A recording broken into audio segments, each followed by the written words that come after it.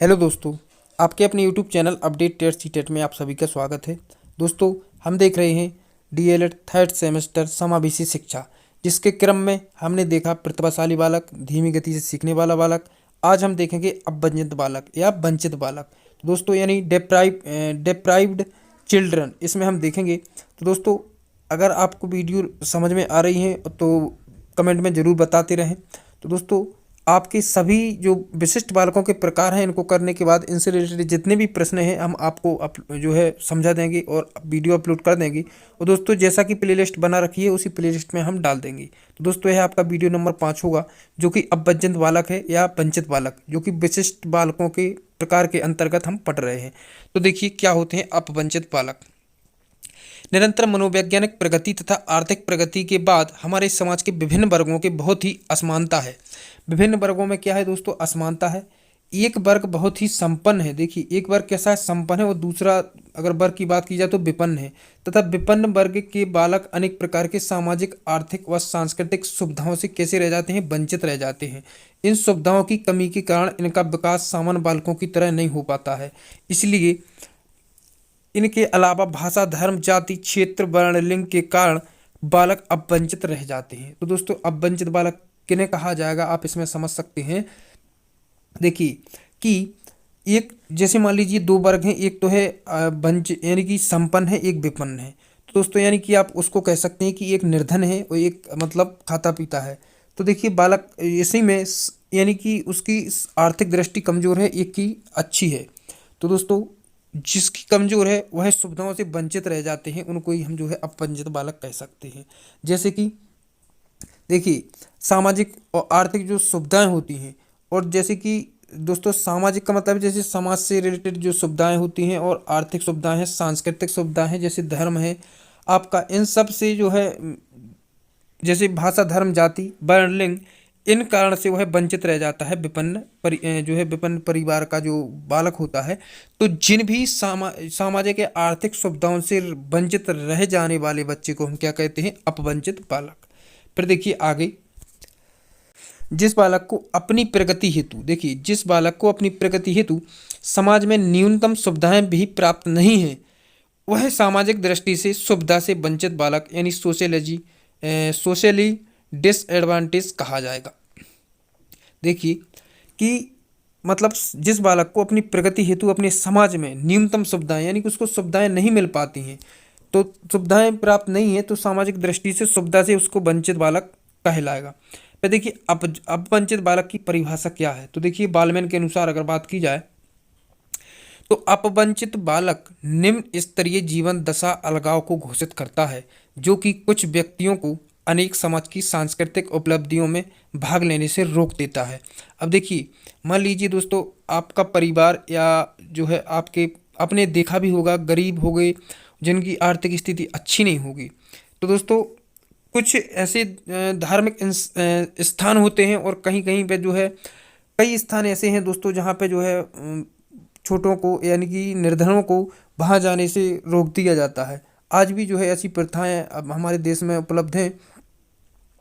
तो दोस्तों, उन सभी यानी कि व्यक्तिगत अगर बात की जाए और सामाजिक, सांस्कृतिक, आर्थिक जो भी दोस्तों सुविधाएं होती हैं, उन सबसे वंचित कर देना ही जो है इसको दर्शाता है अपवंचित बालक को। फिर देखिए, इसी के क्रम में दोस्तों हम देखेंगे दोस्तों इनकी विशेषताएं। देखिए कि अगर बात देखिए आप इसको देखिए, तीसरा, इनका बौद्धिक स्तर निम्न होता है। ये बालक विद्यालय के क्रियाकलापों में जो है भाग लेने से सदैव कतराते हैं। क्यों कतराते हैं? क्योंकि दोस्तों उनका जो विकास हुआ है सोशली यानी कि सामाजिक विकास अच्छे नहीं हो पाया है। अच्छे से वह एक दूसरे पे जो है सामंजस्य या अनुकूलन नहीं कर पाते हैं, और ना ही ज़्यादा बोल पाते हैं। तो दोस्तों, वह सभी के सामने और एक साथ सभी के साथ रहने में कतराते हैं। फिर देखिए, इनमें भविष्य की ओर दृष्टि का अभाव पाया जाता है।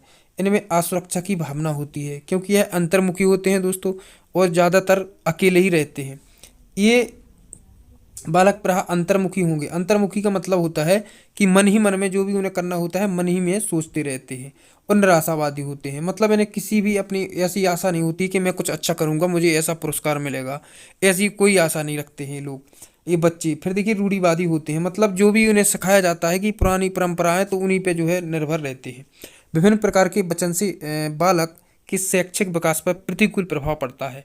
अब देखिए जब इस प्रकार की क्रियाएं होंगी तो दोस्तों उस पर उसका प्रतिकूल प्रभाव पड़ेगा, तो उनका विकास भी अच्छे से नहीं हो पाता है, ना ही वह अच्छे से सीख पाते हैं। पर देखिए वंचित बालकों के प्रकार, अगर इनकी प्रकार की बात की जाए तो देखिए संवेगात्मक दृष्टि से वंचित बालक, इमोशनली का मतलब है दोस्तों जैसे कि आप कोई भी यानी कि गरीब परिवार का बच्चा है, उसको उसी के सहपाठी या उसी के जैसे टीचर भी अगर उससे कह दे कि तुम कुछ नहीं कर सकते हो, तुम अपने जीवन में कुछ नहीं कर पाओगे, तुमने ये हमें सुनाया, याद करके नहीं सुनाया, इमोशनली उसको जो है उत्पीड़न कर देते हैं, तो दोस्तों वह समझने लगता है कि मैं कुछ नहीं कर सकता, मैं याद नहीं होता मुझको और मैं नहीं पढ़ पाऊंगा। सामाजिक दृष्टि से यानी कि इसी प्रकार से उसको समाज में भी उसको मतलब उसको ऐसे ही उसकी वैल्यू ना रखी जाए, और दोस्तों समाज में सब कुछ उसी के मतलब कि उसके अनुकूल ना हो, मतलब उसे ऐसा लगे कि समाज में मेरा कोई अस्तित्व नहीं है, तो दोस्तों वह सामाजिक दृष्टि से वंचित रह जाएगा। सांस्कृतिक दृष्टि से यानी धार्मिक होते हैं रूढ़िवादी, जो कि धार्मिक सांस्कृतिक जो क्रियाकलाप होते हैं, आपके कार्यक्रम होते हैं, उनसे भाग लेने से वंचित रखा जाए। आर्थिक दृष्टि से वंचित यानी कि दोस्तों उसकी जो पारिवारिक स्थिति है अच्छी ना हो, उस कारण से भी उस पर जो है प्रभाव पड़ेगा। शैक्षिक दृष्टि से वंचित यानी उसके अभिभावक पढ़े लिखे ना हो, उसके परिवार में पढ़ा लिखा ना हो, इसलिए दोस्तों उन्हें नहीं पता होता है कि बच्चे को कैसे हमें गाइड करना है, इसलिए वह इस प्रकार से भी वंचित रह जाते हैं। फिर देखिए अब वंचित बालकों की शिक्षा की व्यवस्था कैसे की जाए, तो देखिए वर्ग भेद को समाप्त करके बालकों को शिक्षा का समान अधिकार मिलना चाहिए, यानी कि किसी भी प्रकार का भेदभाव ना रखें, चाहे बच्चा गरीब परिवार का हो चाहे धनी परिवार का हो, सभी बच्चों को एक समान और बिल्कुल बिना किसी भेदभाव के आपको शिक्षा देनी चाहिए। इनके साथ प्रेम और सहानुभूति सहयोग का पूर्ण ध्यान रखना चाहिए। देखिए इनके साथ प्रेम और सहानुभूति आपको विशेष ध्यान है रखना चाहिए अगर आप टीचर बनते हैं कभी लाइफ में। तो दोस्तों मैं आपसे यही कहूँगा कि आप बच्चों के साथ किसी भी प्रकार का भेदभाव ना करके प्रेम से और सहानुभूति, ताकि बच्चे आपको ना डरें। अगर आपको नहीं डरेंगे तो वह आपसे सीखेंगे जरूर। बच्चों को देखिए बालकों को समुचित विकास के लिए न्यूनतम आवश्यकताओं की पूर्ति की जानी चाहिए। इसके लिए सरकार द्वारा इन्हें आर्थिक सहायता दी जानी चाहिए। इनके अभिभावकों को आर्थिक सहायता तथा अभिप्रेरणा प्रदान करनी चाहिए।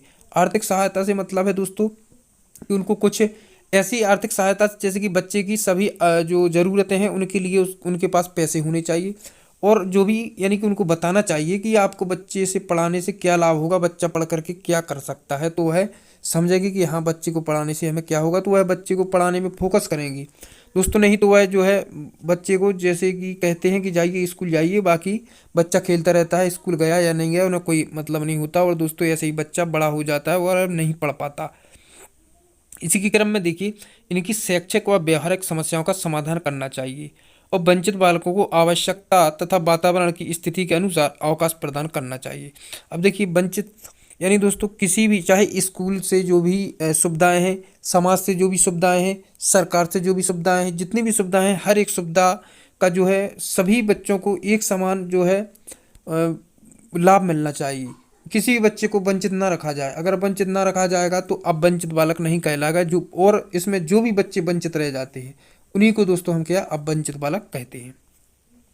वंचित होना निम्न स्तरीय जीवन दशा या अलगाव को पोषित करता है, जो कि कुछ व्यक्तियों को अनेक समाज की सांस्कृतिक उपलब्धियों में भाग लेने से रोक देता है। यह कथन आपसे पूछा जाए तो आप कहेंगे बालमैन का है। फिर देखिए इसमें एक जो है प्रश्न है कि B.N. दास के अनुसार अपवंचित बालकों का लक्षण नहीं है। तो दोस्तों इसमें 4 विकल्प होंगे, परंतु इसमें एक सही है कि उत्कृष्ट शैक्षिक उपलब्धि, यानी उत्कृष्ट का मतलब है अच्छी, तो शैक्षिक उपलब्धि उनकी नहीं हो पाती है, इसलिए यह आपका जो है देखिए नेगेटिव है। तो दोस्तों उत्कृष्ट यानी कि ये भी नेगेटिव होगा, उत्तर भी नेगेटिव होगा, क्योंकि इसमें उत्कृष्ट उसकी होती नहीं है, क्योंकि अब वंचित होता है तो वह अच्छे से विकास नहीं हो पाता है उसका। तो दोस्तों देखिए हमने इस आपका DLED 3rd सेमेस्टर का हमने देखा धीमी गति से सीखने वाले बच्चे, और दोस्तों हमने देखा अपवंचित बालक क्या होते हैं, तो दोस्तों क्या इनकी विशेषताएं हैं। इसके बाद दोस्तों जो भी आपका बालक होगा हम उसमें देखेंगे, वो सीखेंगे।